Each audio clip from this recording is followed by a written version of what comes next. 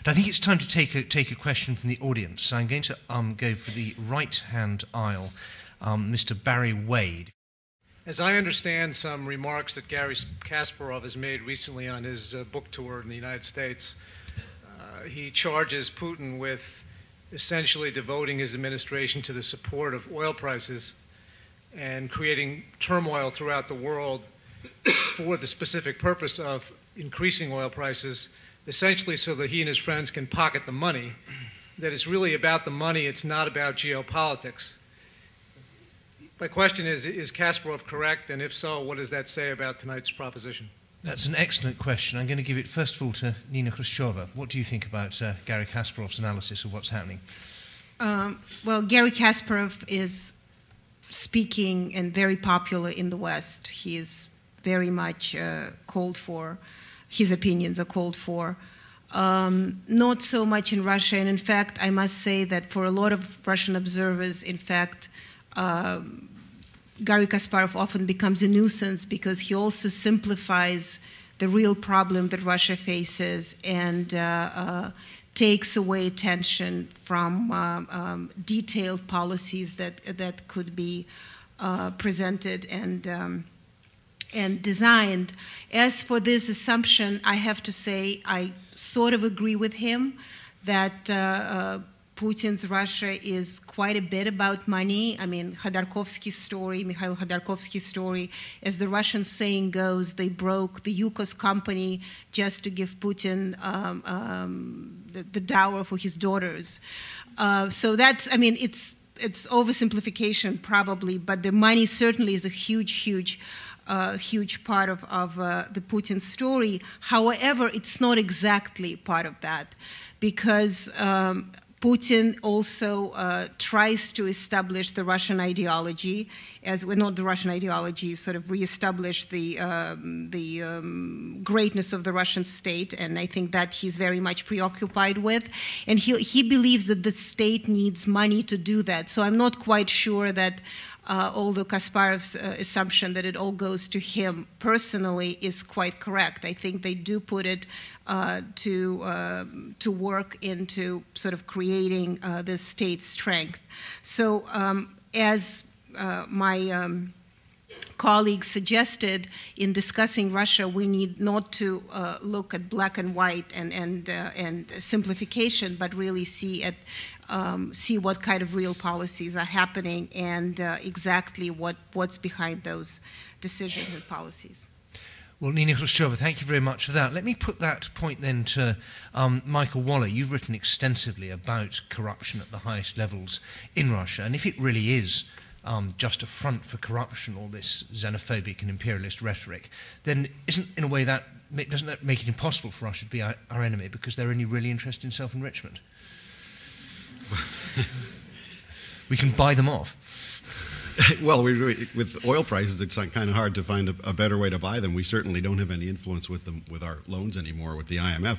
But with the, in fact, it was Boris Fyodorov, the early finance minister in the democratic Russian government, who warned us that don't loan us $1 billion from the IMF because that's not enough to help us and it's too much to fuel corruption.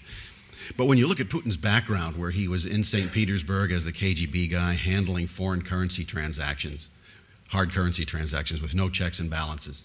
His qualifications were that he was a liaison officer to the East German Stasi for several years. In fact, that was his nickname in St. Petersburg, Stasi.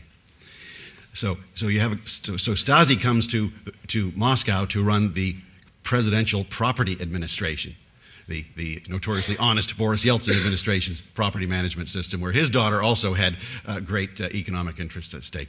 So here he's the money mover, he's the money hider, he's the one with the KGB contacts to networks to make sure everything can be done quietly and efficiently. But at the same time, he's a patriot. He does love his country. And you can have crooked patriots. And so he's using oil revenues and gas revenues to finance a huge military modernization program that's not to reform the military. So they still have their beatings of their troops and all of this other nonsense, but it's to modernize with force projection and with weapons of mass destruction. Using that currency for infrastructure development and for other things that will ensure that he and his people are kept in power. They cannot leave power, because if they do leave power, they'll be arrested or worse because of the crimes they've committed.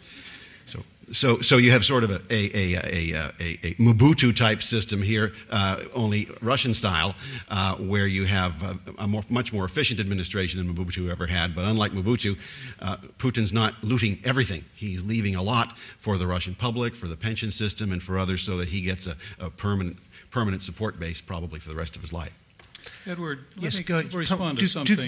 Robert Legvold, do come back on that. Respond to what Michael's just been saying. One of the phrases he uses, this enormous military modernization within Russia. Do you know what the Russian military budget is this year? It's $31 billion. You know what our military budget is? $430 billion. Our military budget is half of GDP of Russia at this point. Secondly, he talked about the modernization of strategic forces, including this nuclear submarine, which is behind schedule. It's only one, and serious analysts on the Russian side that know this and are very critical of Russian foreign policy and the Putin regime, like General Dvorkin and Alexei Arbatov, are very concerned about a different kind of a problem. Because if we really do move in this direction, where we are adversaries and we do begin again engaging the nuclear contest, then somewhere around 2015, Russia, because of the attrition of its forces, its weakening of its strategic forces, will be forced to what is called a launch on warning policy, which is very destabilizing. It's the part of the world that we've forgotten about as we concentrate on these other problems. In addressing that, we have to deal with the Russians. We are together still 90% of the nuclear weapons in the world when we talk about the nuclear halves. We need the Russians, not just in energy, not just in dealing with issues of regional instability and nuclear nonproliferation or weapons of mass destruction, but indeed of working this problem of stability within the Eurasian heartland. What they're talking about in terms of the tension in Russia's relations with Georgia or the things that the Russians are doing with Ukraine, they're quite right. That really is a threat. We need to work that problem.